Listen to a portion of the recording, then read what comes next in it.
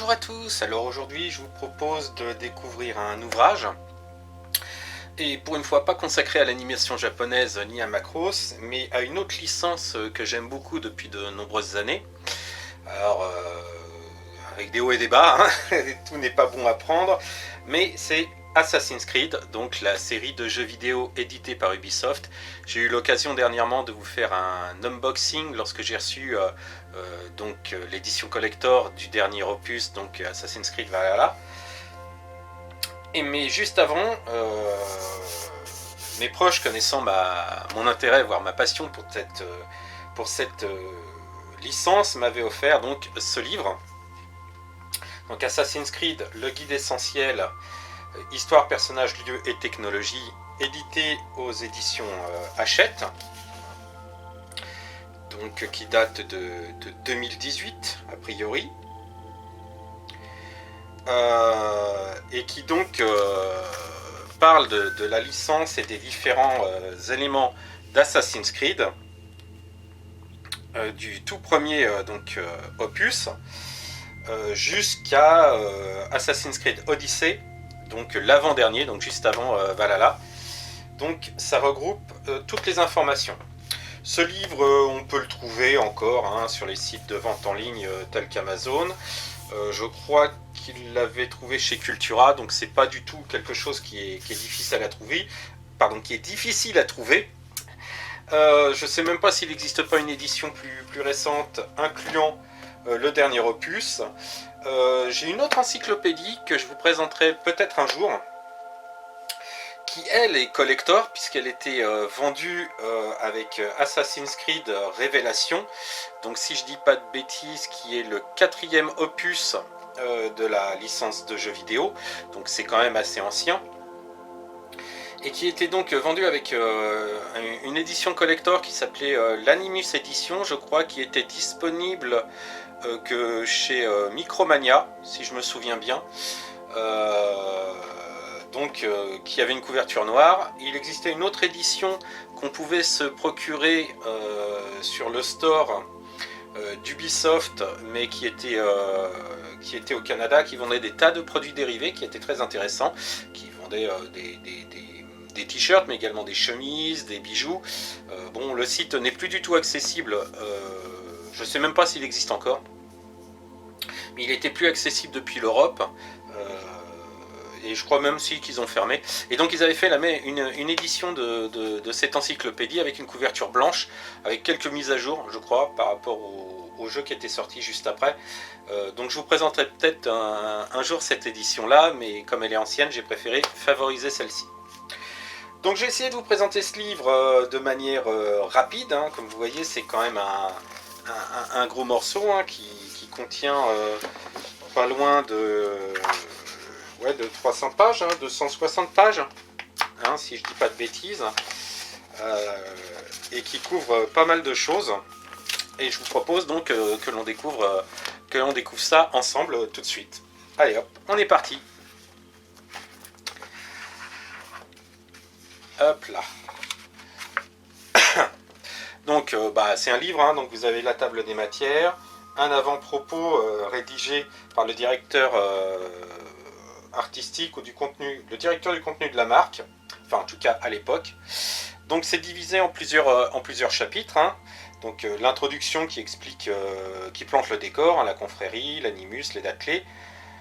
Alors attention, pour ceux qui ne connaissent pas forcément la licence, je vais essayer d'être assez exhaustif et expliquer les choses. Attention aussi à ceux qui découvriraient la licence et qui commencent les jeux, il y a risque de spoil dans ce livre. Parce que non seulement Assassin's Creed c'est une licence de jeux vidéo, mais il y a eu également des romans, des bandes dessinées, des jeux vidéo annexes qui existent sous différentes plateformes. Il n'y a pas que les gros titres qui étaient vendus avec des éditions collector, il existe aussi des petits jeux qui valaient une dizaine d'euros je crois, et qui étoffent, à l'instar de Star Wars, si je peux me permettre la comparaison. Il y a un univers étendu, et tous ces éléments sont pris en compte dans l'univers Assassin's Creed. Je dirais même que ça va plus loin, puisque les jeux vidéo de la licence Ubisoft se croisent entre eux, puisque je me rappelle dans Far Cry 3, on explore une grotte et il y a des documents avec le logo d'Abstergo. On en reparlera un peu plus d'Abstergo, on en parlera dans ce livre, hein. Donc les Templiers, avec des essais qui parlent des prémices de l'Animus, hein. Donc c'est un appareil qui permet, pour ceux qui ne connaissent pas, de revivre les mémoires de nos ancêtres via notre ADN. Donc dans Far Cry 3, on a carrément, on nous parle de ça.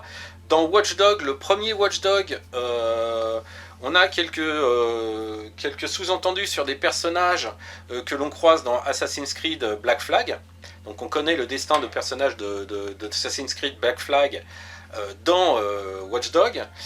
Dans le tout dernier Watch Dogs Légion, là, dans une mise à jour qu'il y a eu il y a quelques jours, on incarne carrément un assassin. Alors Watch Dogs se passe un petit peu dans le futur, mais on va dire moderne, et on voit certains personnages, des statues de personnages d'Assassin's Creed Black Flag, donc qui se passe pendant les pirates, et Syndicate qui se passe pendant la révolution industrielle à Londres. Donc il y a un univers quand même assez riche et qui se croise, qui fait que même moi qui suis assez fan de cette licence, je suis parfois perdu parce que par exemple j'ai pas lu toutes les BD, donc voilà.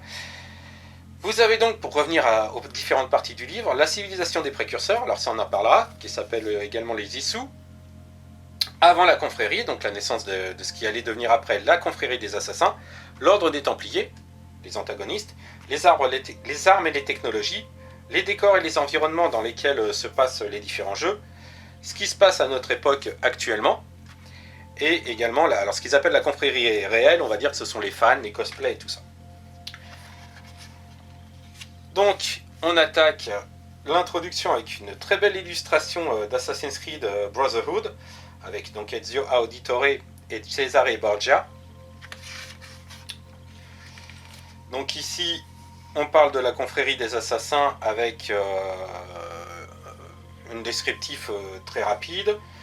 Là, bon, pour ceux qui connaissent, c'est une image d'Assassin's Creed Unity, donc pendant la Révolution française, et ici Ezio, donc dans Assassin's Creed Brotherhood. Va peut-être falloir que je fasse attention à ne pas me laisser glisser sur tous les détails, parce que dans 2 heures on y sera encore. Déjà que, vous avez compris, je suis assez long sur les descriptions de livres. Donc ici, vraiment, ça plante le décor. Donc la confrérie des assassins, l'ordre des Templiers, donc qui est censé avoir disparu sous le règne de Philippe le Bel, avec le grand maître de Morlaix, je crois, qui est donc brûlé vif. Et on découvre que les assassins, les Templiers en fait, existent sous d'autres formes. Et à notre époque, ils ont une industrie, une entreprise très en pointe qui est à peu près partout, qui travaille dans la pharmacie, dans la chimie, dans la technologie, qui s'appelle Abstergo, et qui fait des recherches sur les précurseurs. Alors les précurseurs, on va en parler un petit peu plus loin.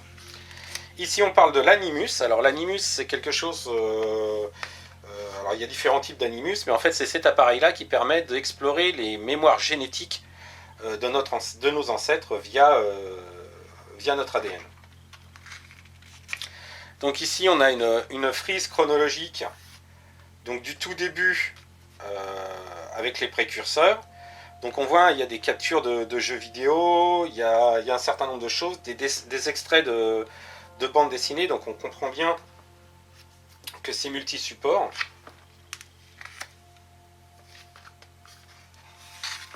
Voilà. Après, le livre prend quand même une notion de prendre les choses de manière chronologique. Donc là, ça parle de la civilisation des précurseurs. Alors, les précurseurs seraient une civilisation très en avance, technologiquement, et qui aurait créé les humains. Alors, la principale différence entre les précurseurs et les humains, c'est que les humains, on a un ADN à double brin. Les précurseurs auraient un ADN à triple brin. Et donc il y aurait eu différents événements, ils auraient créé les humains comme des esclaves.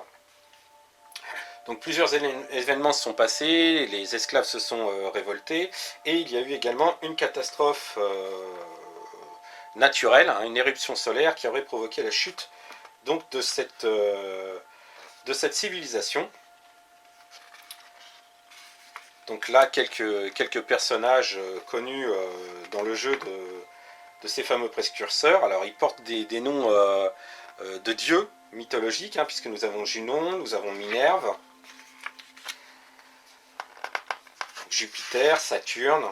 Alors tous ne sont pas visibles dans le jeu, certains sont visibles que dans les bandes dessinées. Donc ici Aphrodite, Aletheia, Héphaïstios. Je suis assez nul en grec, donc je ne les prononce pas forcément bien.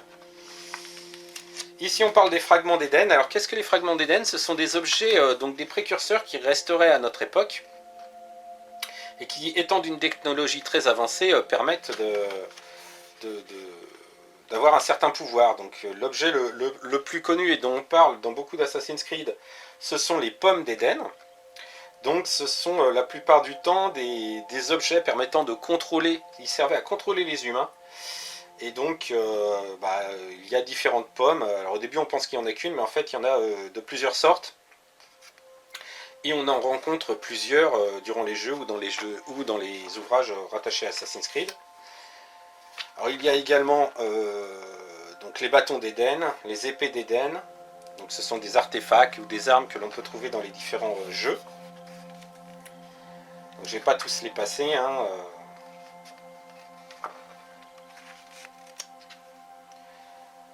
Voilà. Donc vous voyez de très belles illustrations, alors parfois issues des jeux directement, parfois issues des artbooks ou des dessins préparatoires des jeux vidéo. Ici ce sont les emplacements des précurseurs, donc ce sont des temples ou des lieux qui sont cachés et que l'on peut visiter dans les différents jeux.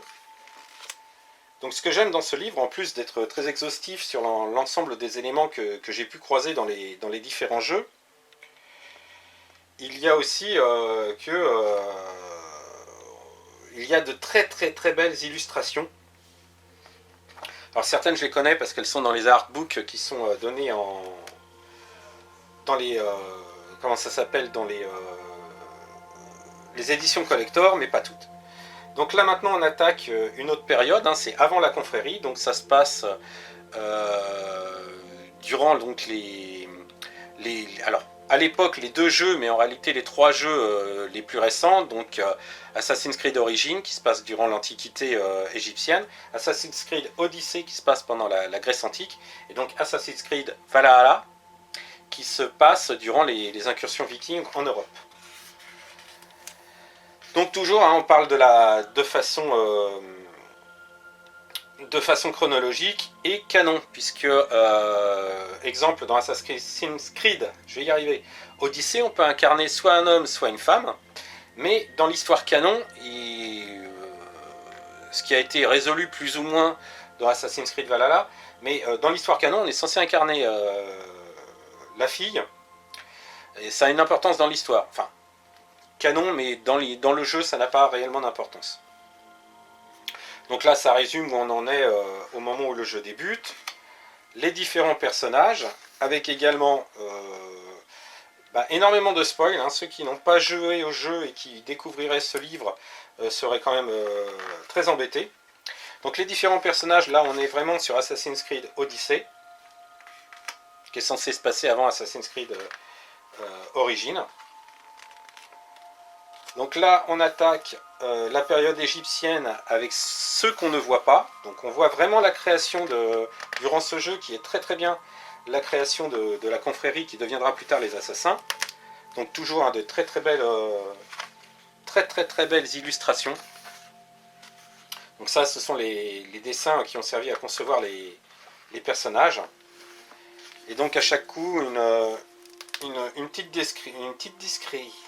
description, décidément je ne sais pas ce que j'ai aujourd'hui à bafouiller.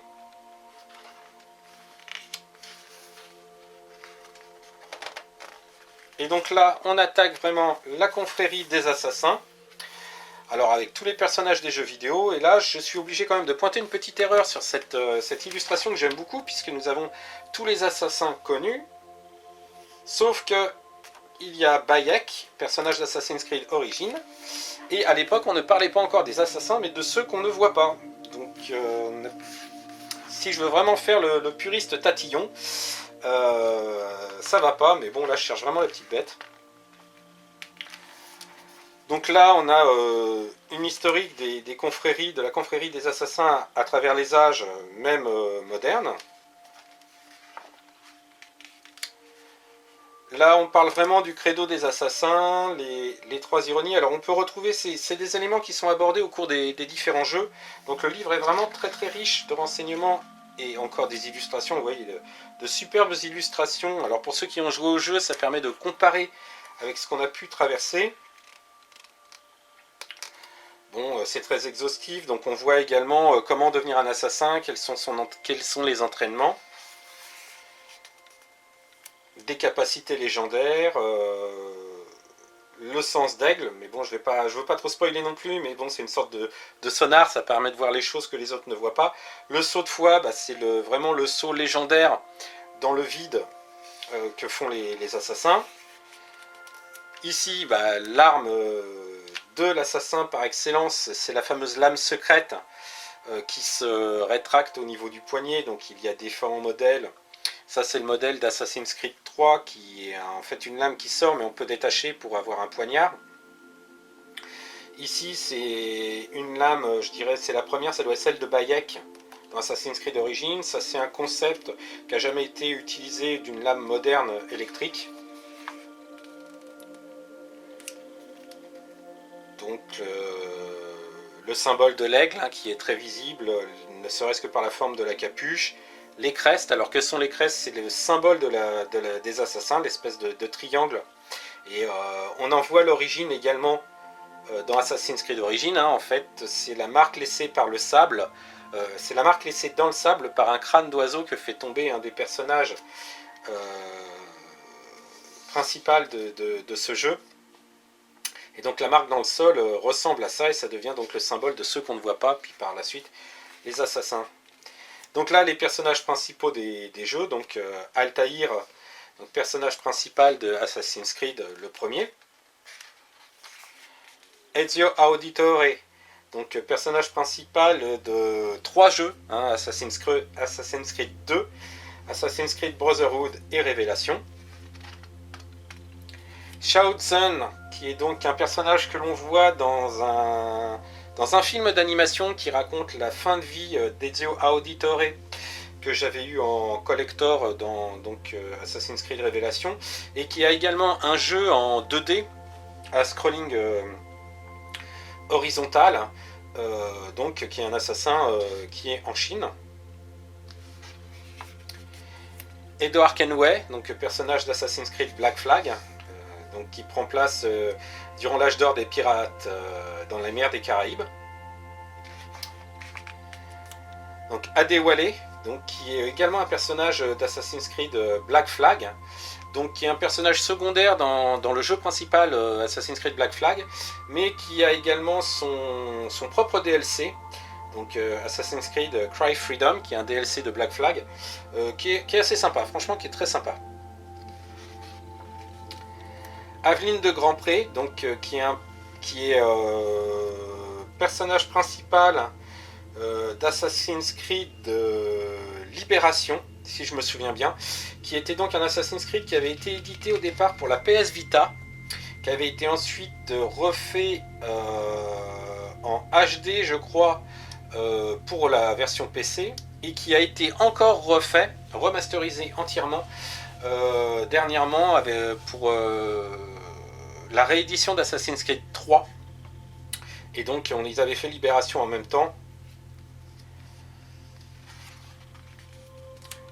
Alors,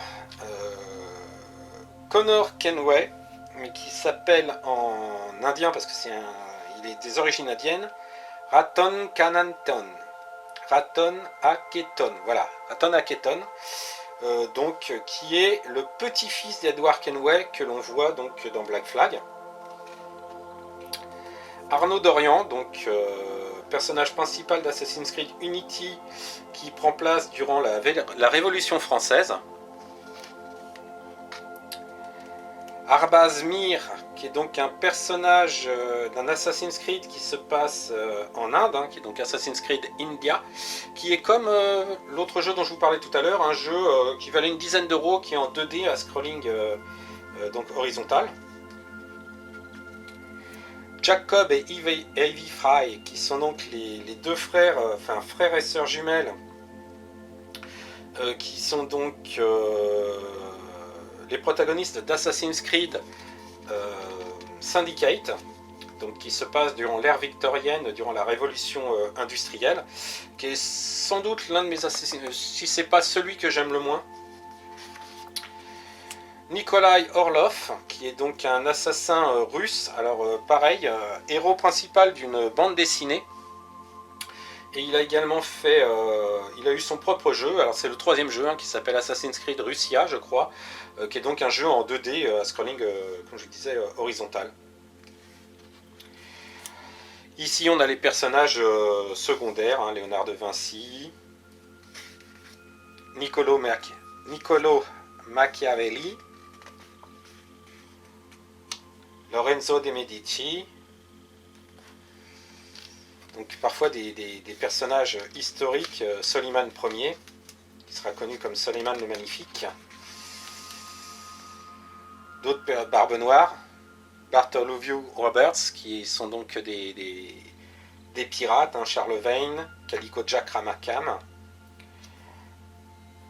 Mary Read, donc des personnages historiques et d'autres qui sont totalement inventés pour les jeux vidéo. Donc on a le marquis de Lafayette, Mirabeau, Benjamin Franklin, Frédéric Aberline, puisqu'on a un passage qui se passe à la recherche de Jack l'Éventreur, carrément. Et là on aborde l'autre côté, hein, les antagonistes, qui sont les Templiers. Donc là, ça explique ce que sont les Templiers, comment ils sont venus au pouvoir et surtout comment ils ont survécu après leur disparition. Donc là, on a l'histoire des Templiers de manière, on va dire, historique. Les membres du bureau des Templiers, donc l'Inner Sanctum, donc en 2018, puisque il y a un passage qui se passe en 2018, les différents grades de l'ordre des Templiers. Comment on devient Templier, la cérémonie d'intronisation et toujours de très belles illustrations. Donc là, les personnages qu'on peut rencontrer dans les jeux, donc Robert de Sablé qui provient de Assassin's Creed 1, Rodrigo Borgia qui deviendra le pape Alexandre VI, donc qui est un personnage historique qui a réellement existé. Hein, la famille Borgia est tristement célèbre. Cesare Borgia, son fils. Le prince Ahmet, donc ça c'est Assassin's Creed Révélation.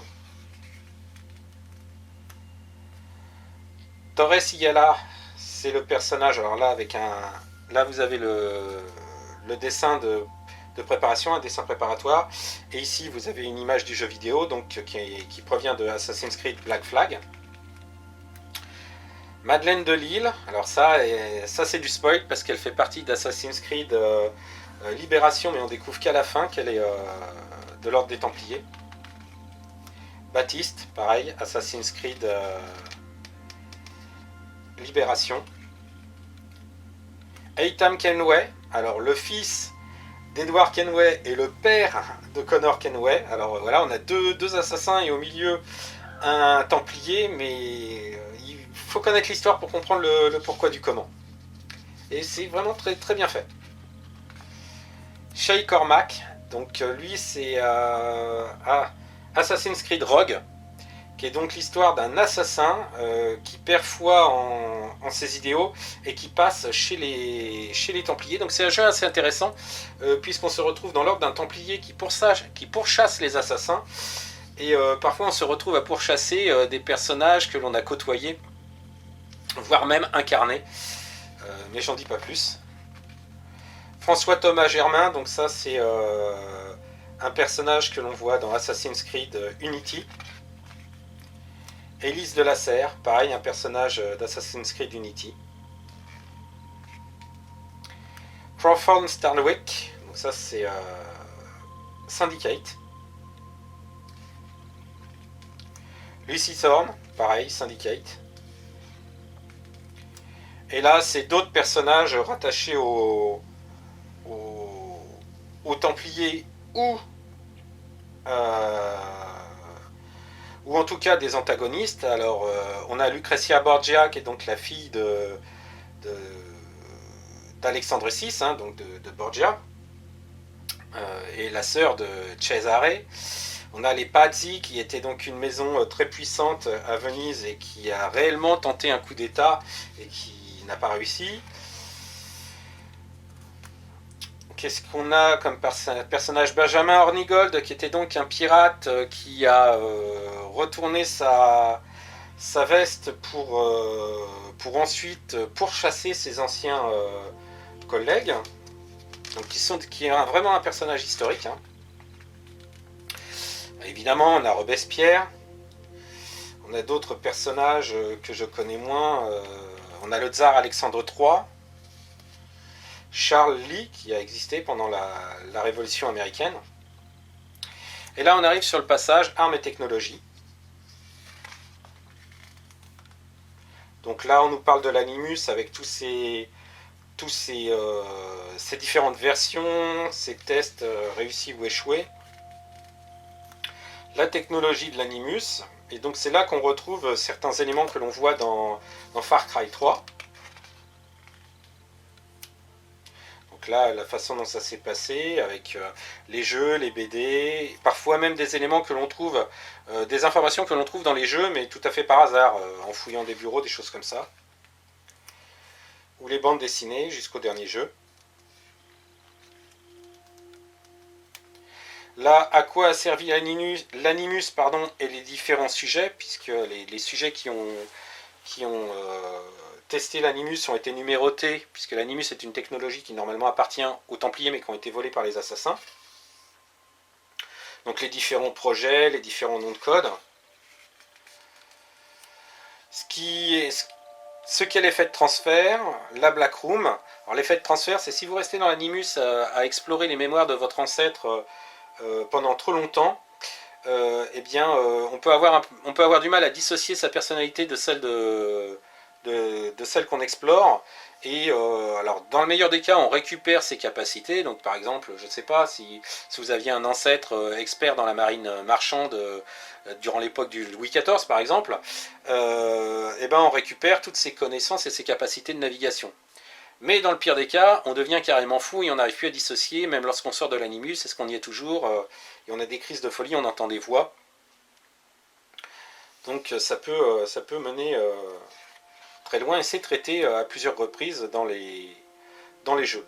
Là on parle donc des lames secrètes, hein, on y revient avec les premiers modèles, les modifications faites par Altaïr et qu'on peut voir dans le Codex. Alors le Codex c'est un ouvrage qui est écrit par Altaïr dans le jeu vidéo et dont j'ai eu une entre guillemets copie, un facsimilé dans une édition d'Assassin's Creed Brotherhood qui s'appelle l'édition Codex, donc qui est très très bien faite.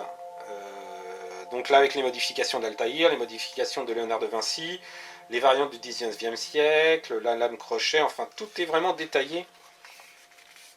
Les inventions de Léonard de Vinci qu'on utilise dans Assassin's Creed 2 et Assassin's Creed Brotherhood. Donc on a l'aile volante, on a le parachute, on a la mitrailleuse, on a le char. Donc ce sont des inventions qu'on a en dessin que vous pouvez voir. Alors là, je dépasse un peu, mais si vous vous intéressez à Léonard de Vinci et à cette époque-là, je vous encourage à aller du côté des châteaux de la Loire, au Clos Lucé, qui est donc la dernière demeure de Léonard de Vinci.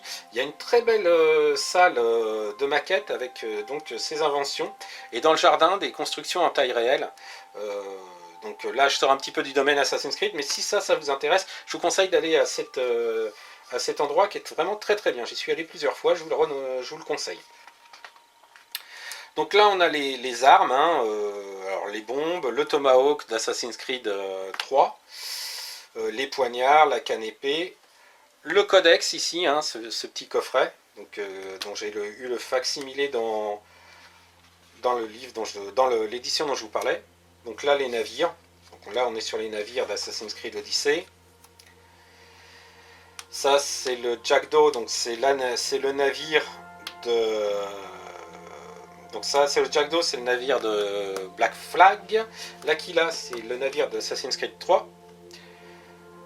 Le Morrigan, c'est Assassin's Creed Rogue. Et là, le Tiger 2, on le voit jamais, enfin, il est dans les bandes dessinées. C'est le navire où se réfugient les assassins à l'ère moderne. Donc le 7e chapitre est consacré au décor et aux environnements. Et là, vraiment, c'est là que je crois qu'il y a les plus beaux dessins et artbooks. Donc les principales époques, hein, toujours, on a une chronologie pour replacer un peu tout.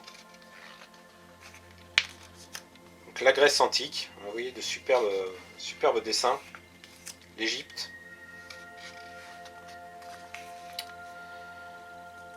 Le Levant. Donc on parcourt essentiellement durant Assassin's Creed le premier opus et au début d'Assassin's Creed Révélation. L'Italie de la Renaissance, donc avec la saga Ezio Auditore, donc on va à Florence, on va à Venise, on va à Rome, principalement dans Assassin's Creed Brotherhood, Constantinople dans Assassin's Creed Révélation, l'âge d'or de la piraterie. Donc niveau décor et dépaysement, cet opus est vraiment très intéressant. Donc toujours de superbes illustrations hein, dans ce livre. Donc toujours aux États-Unis, aux Amériques, puisque c'était encore sous une colonie anglaise, la fameuse guerre des 7 ans. Donc ça c'est dans Assassin's Creed 3. La guerre d'indépendance. Avec des événements marquants comme le moment où on jette les caisses de thé. La Nouvelle-Orléans, donc là c'est plus Assassin's Creed Libération. La Révolution française, donc avec Assassin's Creed Unity, où on a l'occasion de visiter un peu Versailles, et l'occasion de visiter Notre-Dame. Et d'ailleurs, si vous vous souvenez, suite à l'incendie de Notre-Dame, Ubisoft avait participé également parce que pour pouvoir faire ce jeu, ils avaient scanné entièrement Notre-Dame sous toutes les coutures, intérieures, extérieures, la toiture, absolument tout. Et ils ont remis à disposition l'ensemble de ces documents aux gens qui sont responsables de la réfection actuelle de Notre-Dame. Et pour l'occasion, même Assassin's Creed Unity avait été donc disponible gratuitement. Puisqu'il partait... l'argument c'était vous pouvez visiter Notre-Dame telle qu'elle était avant. Grâce à cette numérisation et donc la possibilité d'escalader Notre-Dame qui avait été refaite de manière extrêmement fidèle dans le jeu. Là on se retrouve à Londres, donc Assassin's Creed Syndicate. Alors, les cartes des villes et des régions sont très réelles. Hein. Ubisoft et l'équipe d'Ubisoft se documentent énormément pour recréer les contextes historiques, à quelques détails près. Par exemple, la cité de Londres, les distances avaient été divisées, je crois, elles étaient aux 3/4 par rapport à la réalité, pour pas qu'on ait à traverser toute la ville et que ça prenne X temps pour rejoindre un quartier à un autre. L'autre point, parfois, faut pas oublier que c'est un jeu, et pour coller à l'imaginaire collectif, ils ont été parfois amenés à faire certaines erreurs tout en étant conscients. Alors deux cas qui me viennent à l'esprit. La première, c'est Assassin's Creed Révélation qui se passe à Constantinople. Donc à l'époque, la basilique Sainte-Sophie est donc non pas une basilique, mais une mosquée. Et si aujourd'hui on connaît la basilique Sainte-Sophie avec ses 4 minarets autour, à l'époque où est censé se passer Assassin's Creed Révélation, il n'y avait que 3 minarets. Mais ils ont quand même gardé les 4 minarets pour que ça ne soit pas choquant pour les gens. On a également parfois quelques modifications, comme je vous disais, d'échelle, par exemple pour grimper certains monuments, par exemple égyptiens dans Assassin's Creed Origins. Dans Assassin's Creed Odyssey, les scientifiques sont d'accord pour dire que les statues de la Grèce antique étaient sans doute peintes avec des couleurs très variées, très vives. Ils ont fait le choix dans Assassin's Creed Odyssey ils ont pris un entre-deux, c'est-à-dire que certaines statues sont peintes, d'autres ne le sont pas. Parce qu'il ne faut pas oublier quand même que c'est un jeu vidéo qu'on doit plaire aux joueurs. Il n'y a pas que le gameplay. Même si je trouve que sur les derniers jeux, mais bon, c'est pas le sujet, mais sur les derniers jeux, je trouve que ils exagèrent un peu. Je me rappelle de Assassin's Creed, la bande-annonce, le tout premier. Il y avait une histoire avec une arbalète et arme qu'on ne retrouvait absolument pas dans l'opus Assassin's Creed. Et la réponse d'Ubisoft a été non, parce qu'on veut coller à tout prix à l'histoire. Bon. Sauf qu'aujourd'hui, dans Assassin's Creed Valhalla, vous avez en option, au lieu de chevaucher un cheval, vous pouvez chevaucher un ours, vous pouvez chevaucher un loup géant, vous pouvez chevaucher une licorne, et quand elle galope, elle laisse une traînée arc-en-ciel derrière. Donc, voilà. Mais sinon, pour ce qui est des décors et des villes, tout est vraiment bien fait. Moi, je me souviens que j'ai eu la chance de visiter Florence, j'ai eu la chance de visiter Rome, j'ai eu la chance de visiter Venise. Et je me suis amusé à faire une vidéo. Alors, peut-être que je la retrouverai, je la mettrai sur cette chaîne, où j'ai pris des captures d'écran issus du jeu et des photos souvenirs que moi j'avais fait. Bon, je dois avouer que j'avais un peu préparé mon périple pour retrouver les endroits marquants dans lesquels se déroulait Assassin's Creed. Essentiellement à Florence et à Rome. Et j'ai vu que même les gravures sur les portes étaient exactes. Donc là, on a les centres d'Abstergo qui se passent à notre époque. Et donc ici, vraiment un chapitre sur l'époque moderne, avec donc qu'est-ce que la confrérie d'assassins aujourd'hui, qu'est-ce que les Templiers, quels sont les événements qui ont mené aux différents jeux, qu'est-ce qu'Abstergo, parce qu'Abstergo est une entreprise ayant pignon sur rue, donc avec les différents logos, vous voyez, c'est vraiment très très poussé. Donc là, c'est l'historique, qu'est-ce qu'Abstergo, qu'est-ce que les produits qu'ils proposent et qui ne sont pas si innocents que ça, puisqu'en fait ils servent à nous contrôler ou à nous pister, donc ça nous renvoie un petit peu sur la réalité avec notre monde ultra connecté à travers nos téléphones portables, montres et autres éléments. Donc les différents projets d'Abstergo actuellement, les personnages que l'on peut rencontrer de nos jours.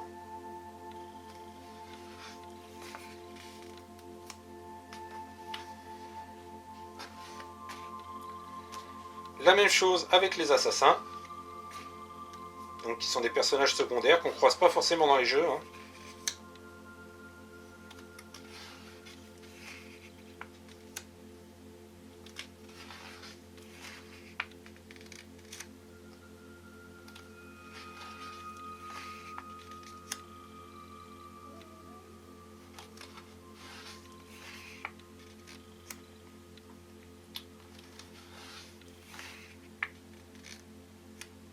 Donc vraiment énormément de personnages et de biographies.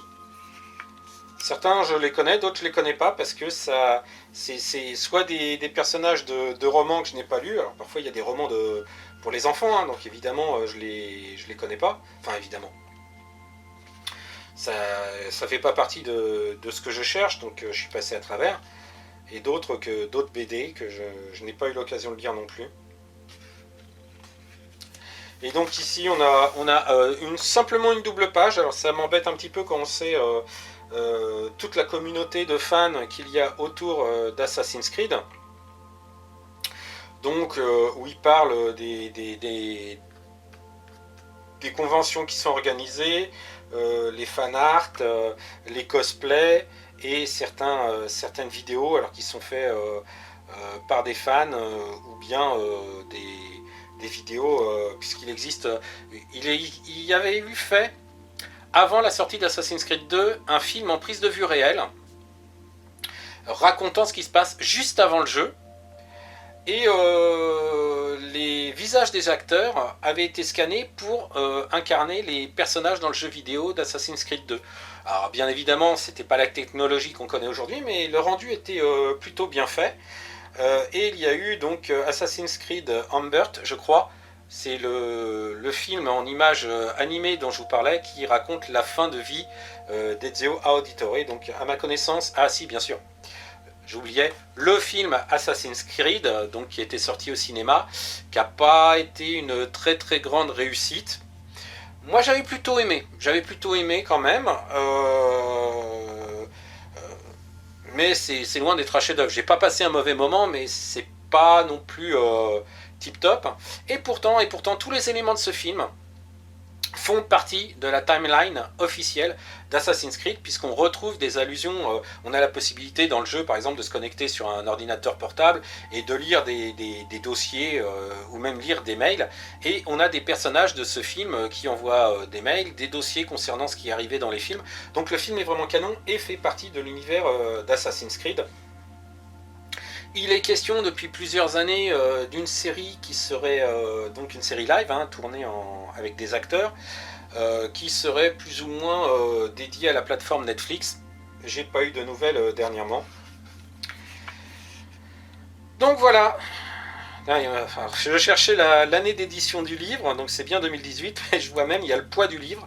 Donc je vous disais que c'était un beau morceau, le livre fait 3,1 kg. Donc voilà.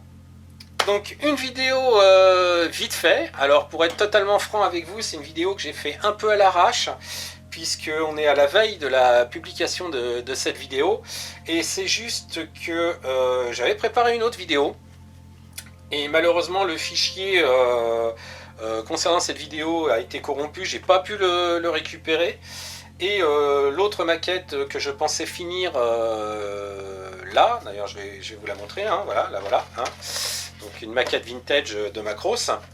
J'ai pris un peu de retard dessus et elle n'est pas prête non plus, donc il a bien fallu que je trouve un sujet pour faire une vidéo en temps et en heure. J'avais prévu de toute manière d'aborder cet ouvrage assez rapidement. Voilà qui est fait. Alors ça a été très rapide, j'ai pas pu rentrer dans tous les détails, mais il est très très riche, que ce soit en illustration ou en texte. C'est pas évident de vous présenter un livre, j'espère que vous m'excuserez si ça a été trop vite ou si c'est pas assez détaillé. En tout cas, je vous souhaite un bon week-end pour commencer, et puis je vous dis à bientôt donc pour vous présenter un kit, promis, le kit sera terminé la prochaine fois. D'ici là, vous pouvez toujours aller voir sur ma page Facebook Sebguy Factory pour voir où j'en suis justement concernant le montage de mes kits. Et en attendant, à très bientôt.